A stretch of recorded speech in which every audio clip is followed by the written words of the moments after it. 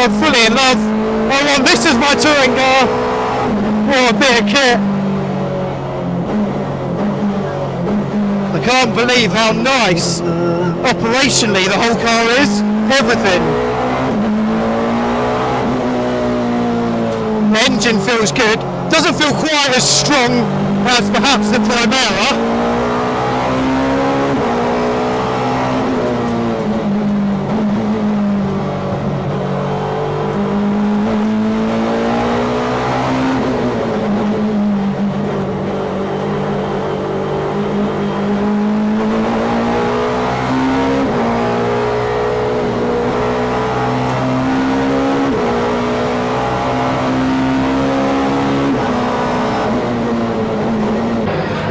So, welcome to a glorious day here at Brands Hatch. Now, this is filmed on the Friday before the Goodwood members meeting, so I'm just getting ready to actually go down to Goodwood. However, Kyle Tilley from ERA Motorsport, who I drive for with the Ferrari 296 in international GTs now, he said, look, do you want to come down to Brands and you can shake down this touring car and see what you think. Now, this is a Super Tourer that I have always wanted to drive. It fits in line with the current touring car that I drive in the British Touring Car Championship, and it is, of course, BMW 318i Super Tourer.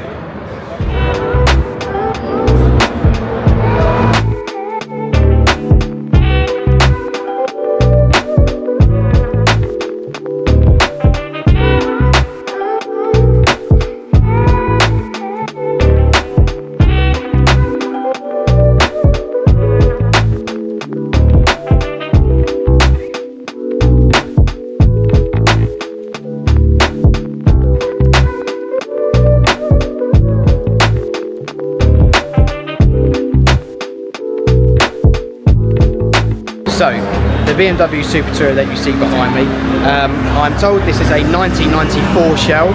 It is only raced in the Japanese Touring Car Championship, or the JTCC as it was back then.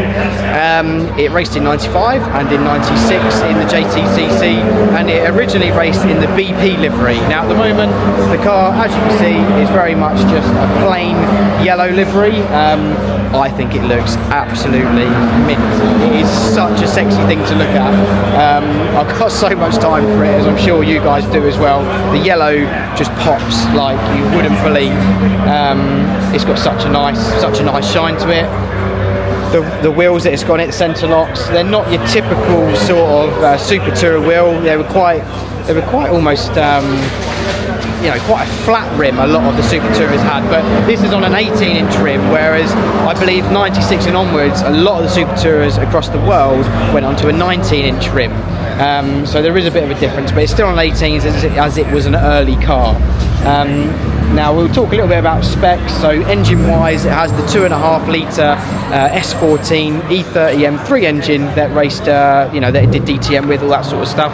That's the engine that's in this car. It puts out about 365 horsepower, something like that. We're unsure exactly how much this one makes right now that's in the car, but that's give or take what they sort of make.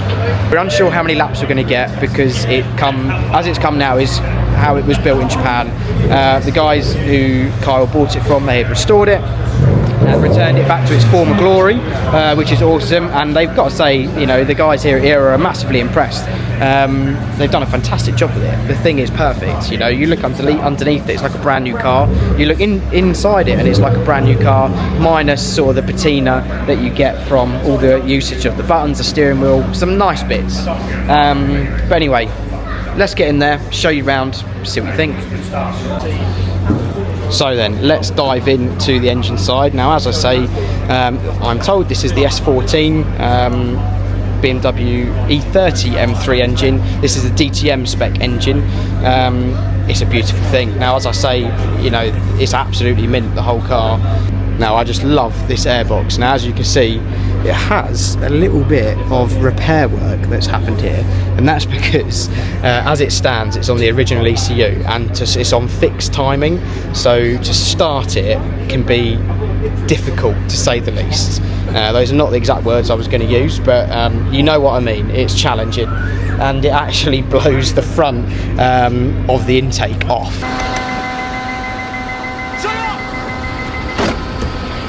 Which is what's happened here in the past. Now, we haven't experienced that yet, as we haven't really run it here, but you can see why that's happened. It just basically backfires into the inlet and blows it clean off. So fingers crossed that doesn't happen today, but there we go. Yeah, it's not much to say really. I mean, just look at it, it's a work of art. Very, very well prepared, and fingers crossed it produces an awesome noise. But yeah, we've got a nice sort of V-mount radiator set up there. A lot of Super Tourers had this. You know, they all went through the bottom to give as much sort of airflow underneath the car and through the front of it.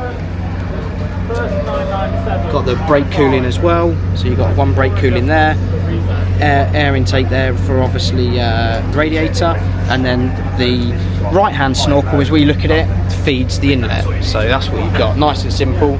All the coil packs and stuff are mounted at the front. It's very, very similar to how we have it with our BMW engine now, where a lot of the electronics are on the front of the engine, so they're nice and accessible, rather than, you know, everything sort of stashed away at the back. So get it as far forward as you can, so it's all accessible.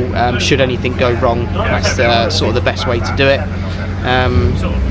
But yeah, steering rack is very, very low. It's right the way down underneath all the pulleys there. Same with the roll bar just in front of that. So yeah, very well, nicely laid out car.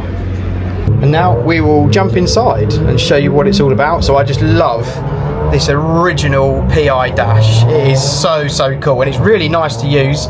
Got a little page button just here that we can scroll through everything.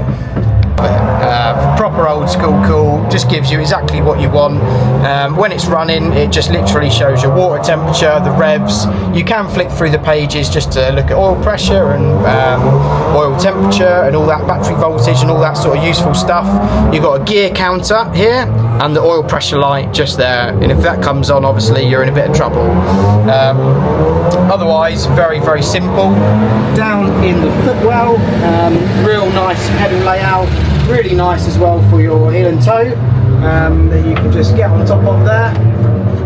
So nice and easy to use. We've also got some funky old switches. Obviously some of it has Japanese writing on, so which I cannot, for obvious reasons, tell you what they mean. But again, nice layout. You've got the main at the bottom here, ignition. These are just all your main fuses, and then obviously lights, fans, gearbox, coolers and pumps and all that sort of stuff. So yeah, nice and easy. You've got the original ECU just tucked away there, which is pretty cool as well. We have adjustable roll bars, so excuse my lid, but you got rear roll bar here on the left, so if you want to make it softer, you push away, move it backwards or move it forwards, wherever you want it. I've just got it in the mid for now, and the front bar, I'm told they run quite stiff, so we're a couple holes away from full stiff, and exactly the same thing. And I just love this. I wish we had this in the current British touring car, because it is such a good tuning tool to use, especially during the race, when your tyres are going away and all that sort of stuff, or in qualifying you want a little bit extra. So it's just a really nice feature to have, and I wish we had it, but we don't. Turns out 30 years ago they were slightly more advanced in ways than what this is. But anyway, let's jump into it. Right, welcome on board the 318i Super Tourer. Here we go.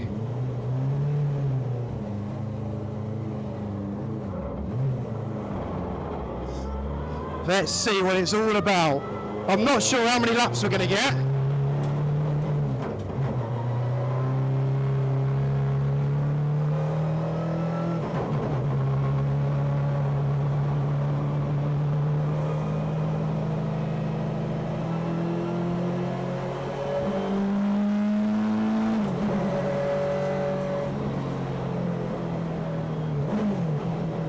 Oh, the pedal setup's nice.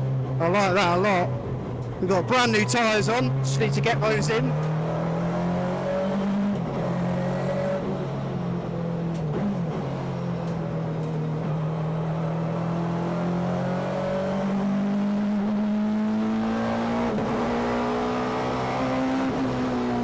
Oh, this sounds insane. Straight away though, the balance feels really good, even though they're still getting used to it.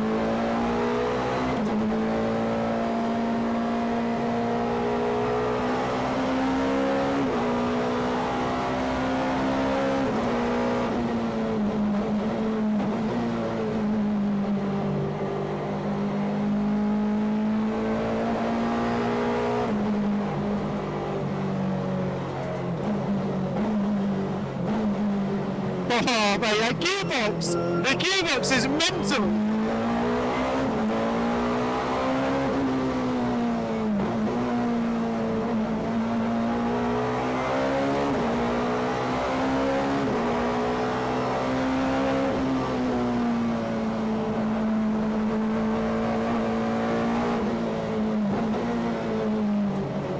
What a work of art that thing is!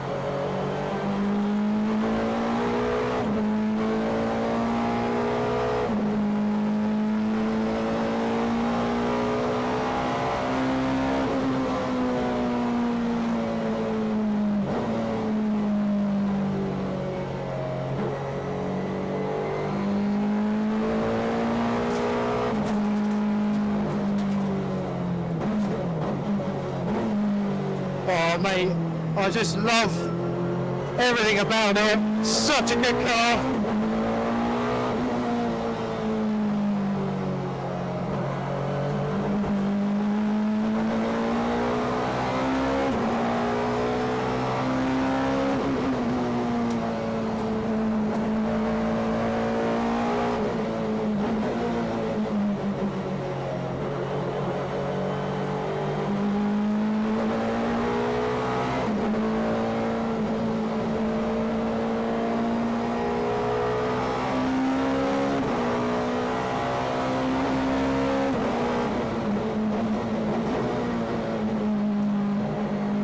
Mate, this thing is unreal.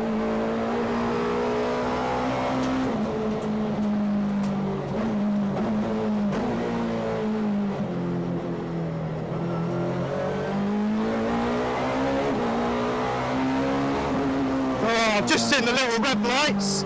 Finally getting to them.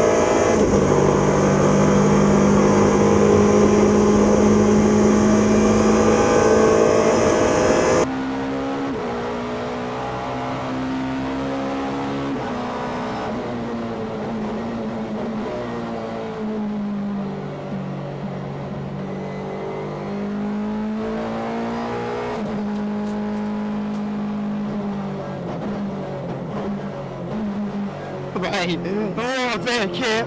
I just can't stop smiling. Listen to that engine though. Woo-hoo!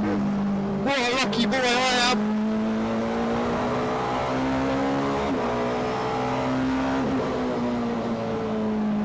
Oh ruined by a red flag, but what a work of art.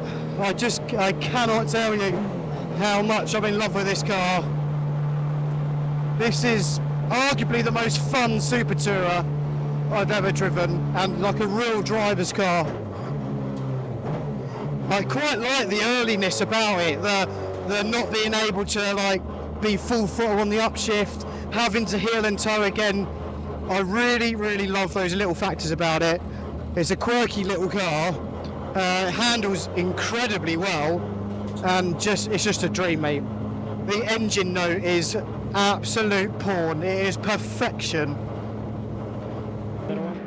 Yeah, it's slightly different compared to the modern touring car. I mean, the Super Tourer era was super light. I mean, this weighs 1,000 kilos, whereas our car weighs 1275, so quite a bit heavier.